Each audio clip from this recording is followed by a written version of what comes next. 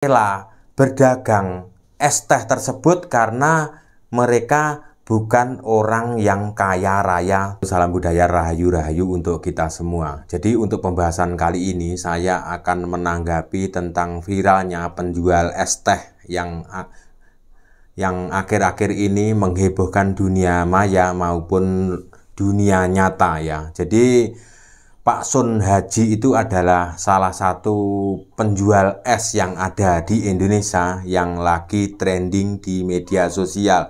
Jadi trendingnya itu bersangkutan dengan yang namanya Gus Mitpah ya. Jadi di waktu Pak Sun Haji itu menjual es, jadi ada kata-kata yang tidak enak didengar oleh masyarakat yang diucapkan oleh Gus Mitpah tersebut, dan akhirnya potongan video itu tersebar sampai ke mana-mana, dan akhirnya Gus Mitpah itu sampai mengundurkan diri dari jabatan utusan resmi presiden.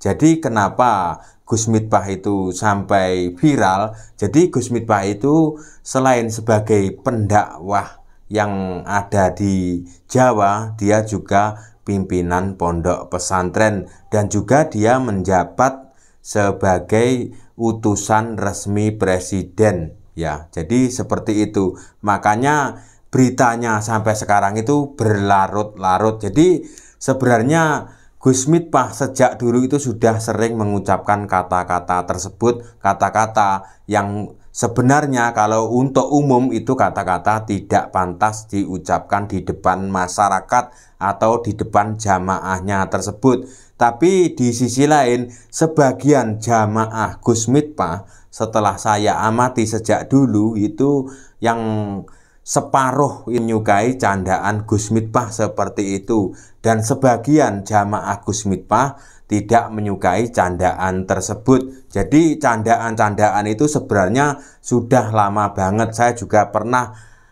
nonton pengajian Gus Mitpah waktu di Jawa ya, seperti itu. Memang setiap ceramahnya itu memang selalu pro kontra seperti itu, sebagian diterima masyarakat, sebagian tidak diterima oleh masyarakat Jawa tersebut. Mitpah itu sampai sepiral itu, sampai menghebohkan di dunia jagat maya atau di dunia nyata sekarang ini, karena Gus Mitpah itu selain menjadi pendakwah, dia menjadi utusan resmi presiden tentang kerukunan umat beragama seperti itu.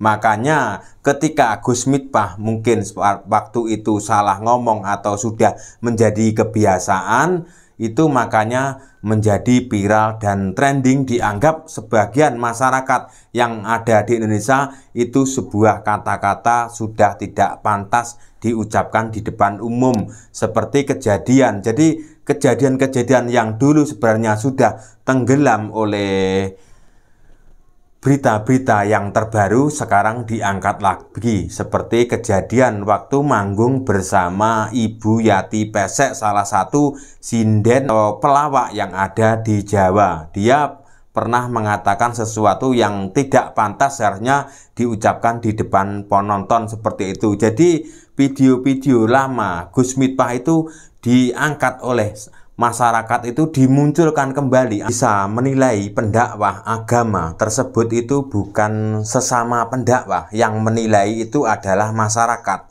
Jadi masyarakat luas itu bisa menilai bahwa pendakwah A itu baik, pendakwah B itu kurang baik. Itu yang bisa menilai itu masyarakat. Jadi yang menilai bukan para tokoh-tokoh tersebut ya, yang menilai suara terbanyak yang ada di masyarakat. Jadi setiap orang itu punya pemikiran yang berbeda-beda dan bisa menerima kehadiran atau bisa menerima ceramah-ceramah tersebut, dan juga sebagian tidak bisa menerima karena dalam ceramah-ceramah tersebut yang ada di Jawa itu penuh dengan pro kontra. Untuk para penceramah atau pendakwah untuk urusan agama itu harus punya sertifikat seperti itu ya, supaya apa? Supaya bisa membuat sejuk kepada masyarakat. Kenapa? Indonesia itu bukan negara Islam ya. Jadi di Indonesia itu banyak sekali agama-agama. Jadi kalau bisa itu para pendakwah itu untuk menjunjung tinggi tentang toleransi umat beragama, supaya orang yang tinggal di Indonesia itu guyub rukun, tidak salah paham dan tidak saling membenci. Jadi semua apa yang dilakukan masyarakat itu juga banyak yang terpengaruh dengan para pendakwah-pendakwah tersebut ya. Jadi saya tidak hanya membahas tentang Gus Miftah yang lagi viral seperti itu. Jadi masyarakat itu banyak yang terinspirasi kata-kata ustadz atau pendakwah tersebut mengenai Gus Miftah itu sampai sekarang itu masih viral di Pulau Jawa. Ketika Gus Miftah mengaku keturunan kiai atau pendiri pondok pesantren Gebang Tinatar di Tegalsari, Kecamatan Jetis, Kabupaten Ponorogo. Jadi Gus Miftah itu mengaku bahwa masih keturunan dari Tegalsari. Gus Miftah itu bukan keturunan dari Tegalsari, itu sudah terbantahkan seperti itu. Dan juga Gus Miftah pernah mengatakan bahwa dia masih keturunan dari Brawijaya, dari Majapahit seperti itu.